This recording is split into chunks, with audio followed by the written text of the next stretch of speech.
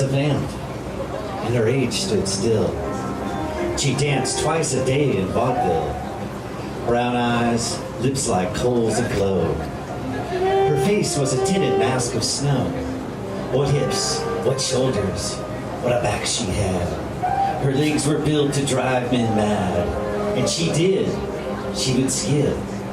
But sooner or later they bored her. 16 a year was her order. She liked her lovers violent, vicious. Queenie was sexually ambitious. So, now you know, a fascinating woman as they go.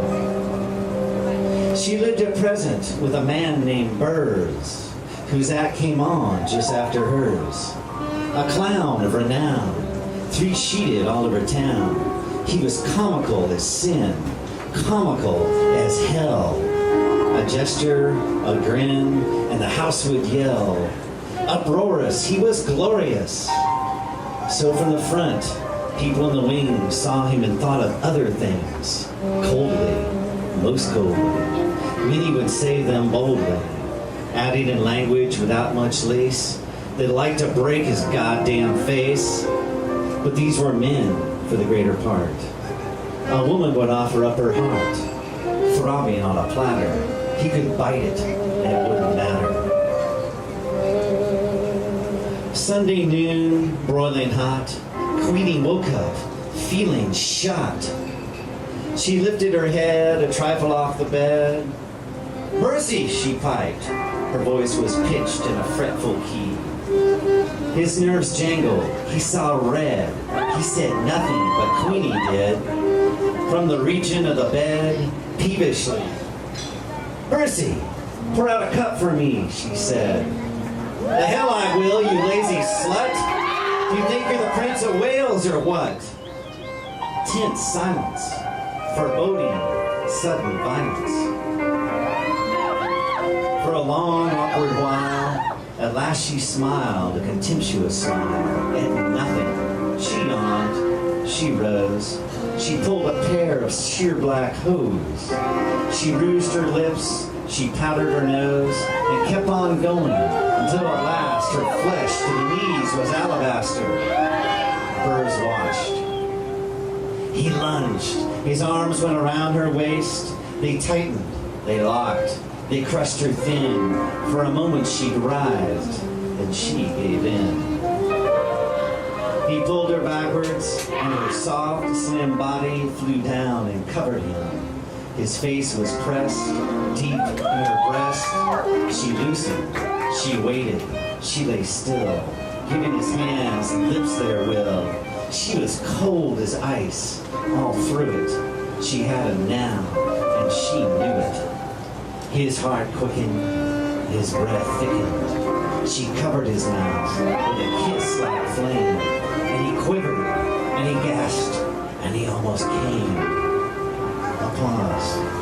It was over. But her face was still white, and her eyes flickered with angry light. At last, she gave him an odd double nod. She raised her handsome head and said, "Mercy, I think we're about due for a party, don't you?" Said Burrs. I do. My God, I haven't been really tight for a week. Let's ask the gang tonight."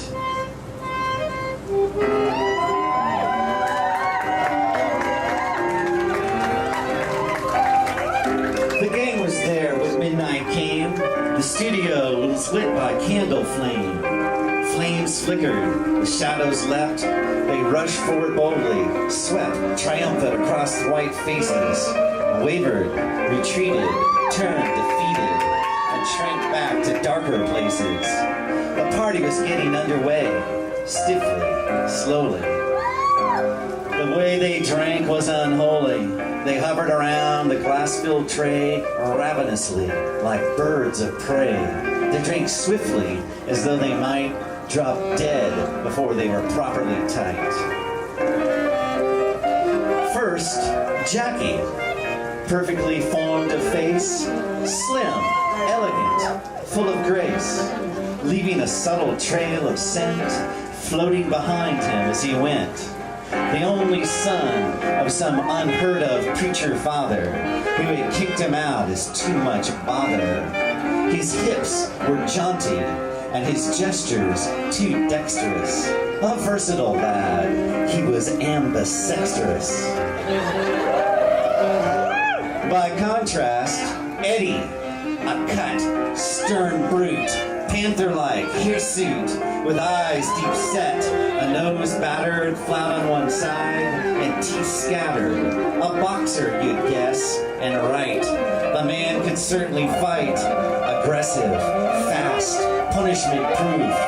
Each hand held a kick like a mule's hoof.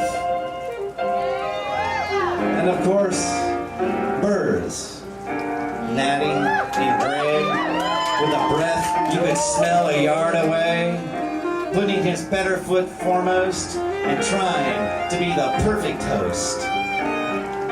But tonight, Queenie surpassed them all. Exquisite in black, radiant, small, with a face of ivory and brown silk for hair. She was something to kneel for in prayer. The only one not on hand was Kate. She was Queenie's tow-headed running mate. She was rakish and small, slim-legged, slim-hipped, mighty of eye and expressive lipped, always in vogue. Vicious, capricious, a rogue. But her manner was gay and delicious. She could make a Baptist preacher choke with the laughter over a dirty joke. A touch of her flesh would drive you fey. She could pull you in to a state of sin, so fast it would take your breath away, and you'd love it and beg her to let you stay. She had wrecked more homes with less delight than most women could have with dynamite. She was cute, lecherous, lovable, treacherous, and about as healthy as a cobra's bite. "Where's that dirty bum?" said Queenie. She swore to God she'd come. At which point, bang on the door. The door sprang wide, and there stood Kate with a man at her side, both posing heroic, mock dignified. "Ta-da!" sang Kate, a clarion tone. "Well, ladies, and what came with you?" she droned. "Meet what brought me in a she-going hack. The boyfriend, Mr. Black." Queenie came forward, and as she came, she ran her eyes over Black in a professional manner. He was tall, dark, slim of shoulder, a possible 25, no older. Quietly, even soberly dressed, but perfectly groomed, the habit one guessed. He was carelessly straight, his eyes were bright, his face was tanned, and his smile was white.